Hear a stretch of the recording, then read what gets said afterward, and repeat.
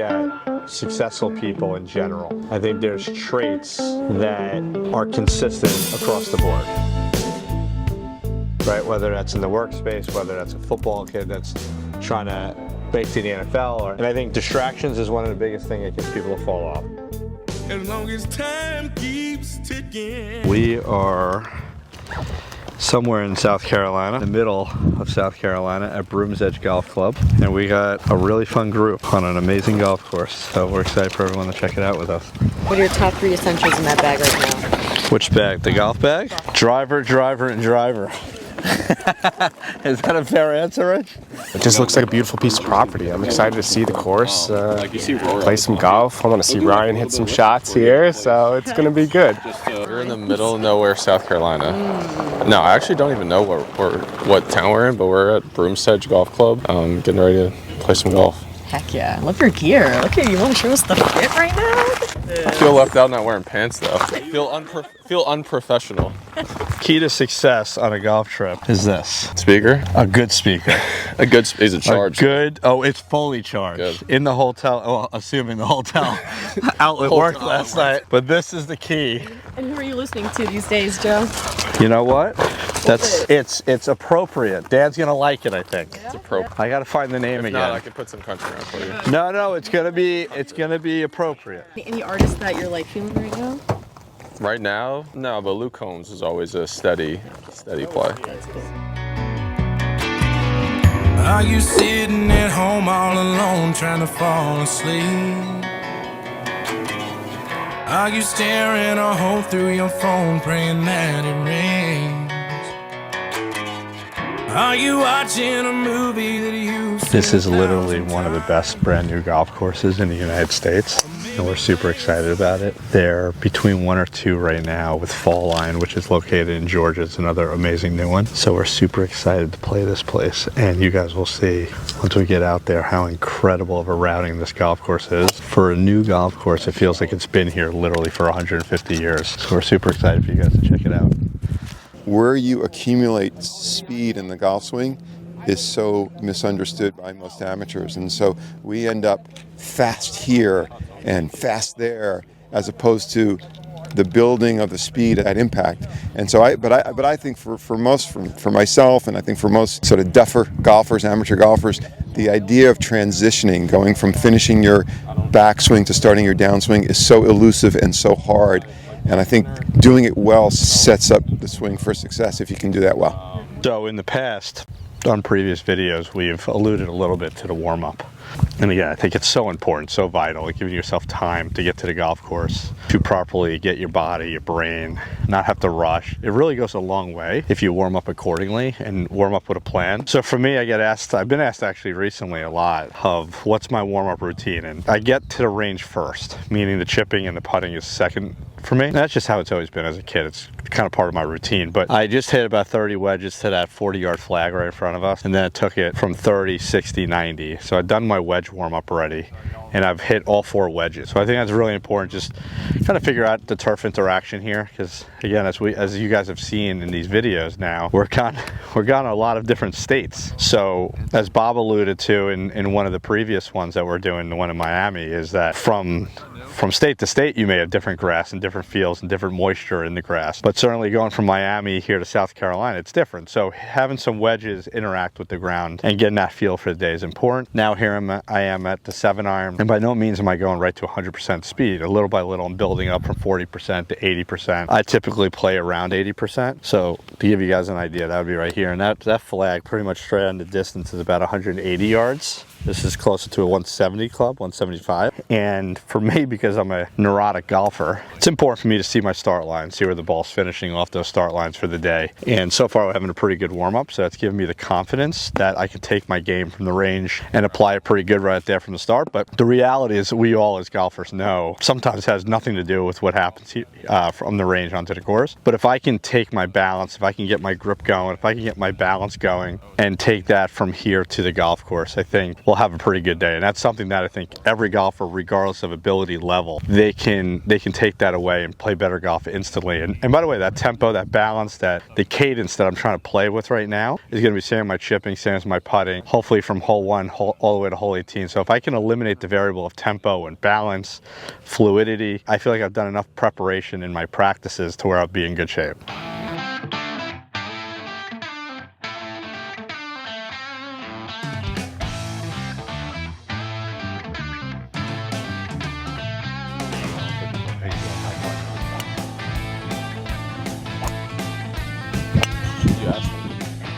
College golf, what I think a lot of people don't fully understand is you're qualifying for pretty much every event. Every event. Right? So you're going out there, you have your buddies that you're on the team with, but they want to kick your ass. Yeah.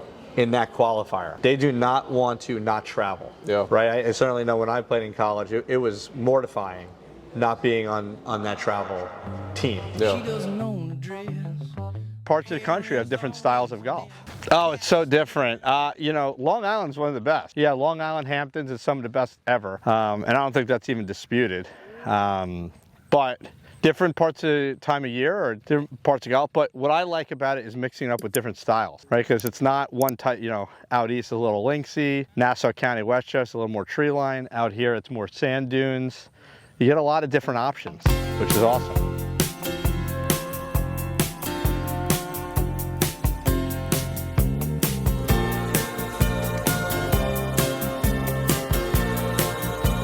In this shot, you got to take the lies into account. You just have to take the lies into account. So what people don't realize, what a lot of golfers don't realize, is even if it's a 1%, 2% slope, that's changing your lie angle, which changes the face, which changes the path. So one little change of the lie changes the entire problem that you're trying to solve. So in my case here at 160 yards to a left pin, I'm a lefty golfer. Ball's literally 1 to 2% below my feet, but it was enough to where it came out that 1 degree left, hits the green, kicks way down left, and now I'm in a swell and I'm just staring bogey in the face, all because I didn't take that into account. And so taking that extra second to think about what the shot's gonna do, where's the plan to be, hit it 15 feet right of the pin off that lie. So if it fades left off of the lie, you're good. If it doesn't go with the lie, then at least I have a 20-foot birdie putt, rather than now I'm fighting for bogey. A little short-sidey.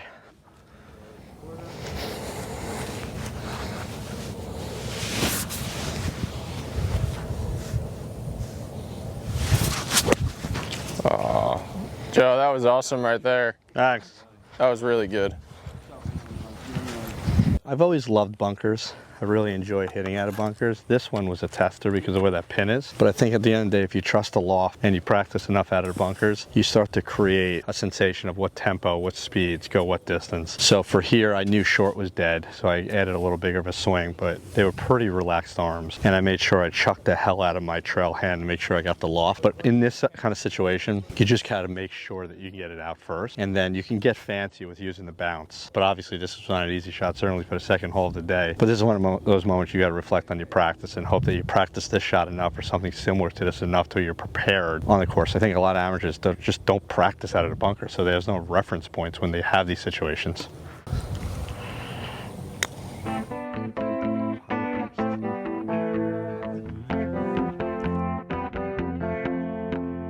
Fairway. And we see what happens when the left shoulder doesn't move. All right, yeah.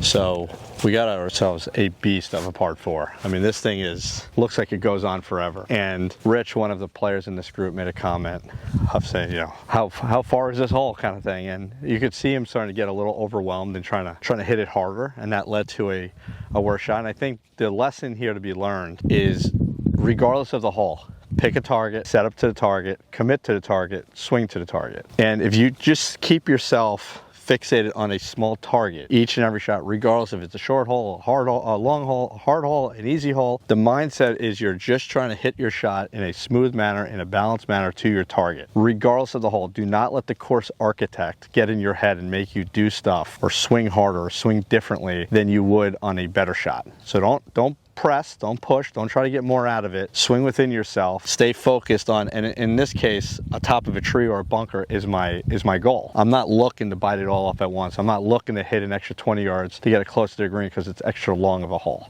And I think that's important for all golfers. You know, I think I'm a little anxious right now, a little excited, so feels a little off, but we're having fun. Hitting some solid shots, but got to get the driver dialed in. It's hurting me off the tee right now. I got to find a fairway.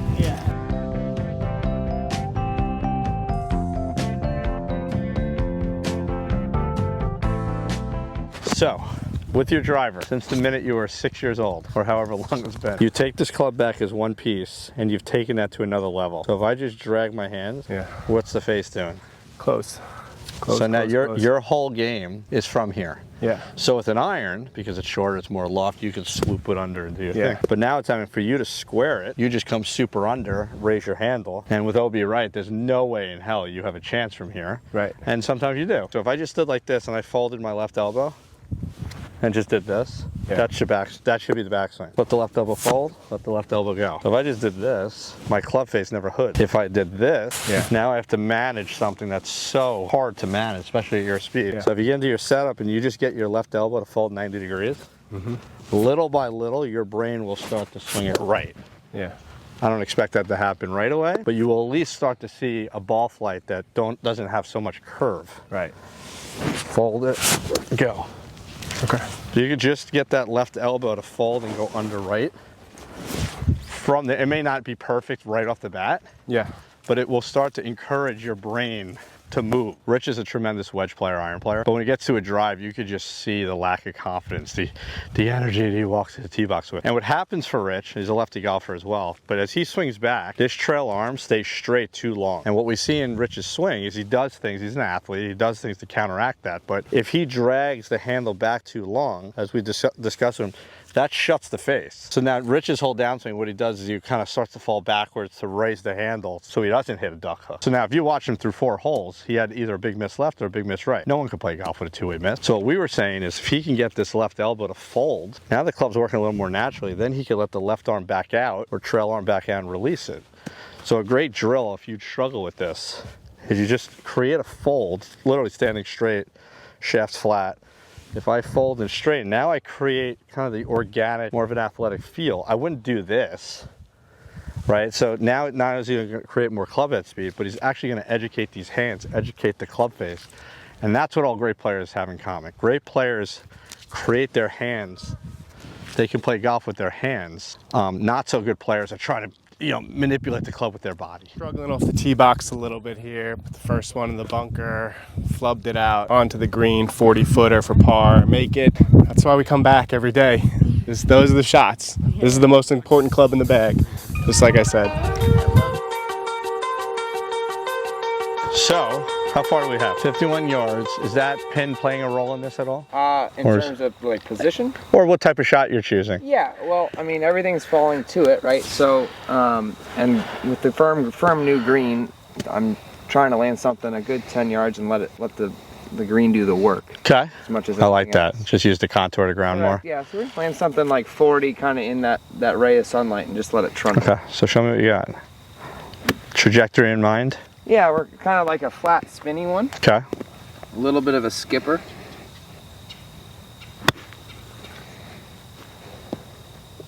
That's pretty darn good. Beautiful. That's pretty good right there. So, real quick, and again, we don't know his game very well, but the first thing that I noticed is how level his shoulders are, how low his hands were. I don't know if you're doing this on purpose, but you're feeling that face not turn over. Correct. Right? So just walk me through that real quick. What are you feeling there? Yeah, trying to hit kind of like I said, a flat, spinny one. So weight's a little bit forward. Like you said, shoulders are flat. Yeah. Face is a little bit. So stay there for a second, just for your average golfer out there. You can see how close his hands are. And his hands are actually working up. Correct. Right? Where you see a lot of yams here and inside, right? Okay, so you're in a setup to promote that. For sure. And then just creating kind of width where I can just rotate through it and not manipulate my hands much. Would you say you're trying to take hands out? Yeah. Yeah. That's good. Very much so. Good. So show me that shot. Just on the right side. Show me yours. Yeah, so I'll tell you what my big takeaway is, Lex. Really good. Is those are two once upon a time D1 players, two guys chasing the tour, two guys whose swings were really equal size, not a huge swing, not trying to throw it up, but using the contact to create the spin, right? And the face to create the spin. Yeah. So I think you see a lot of amateurs where maybe it's too big here and it's short, right? Or it's a short here and it's really full there. And both of you were very core oriented versus one of these, right? So I think that's it. I think it's interesting is how similar you guys play that shot.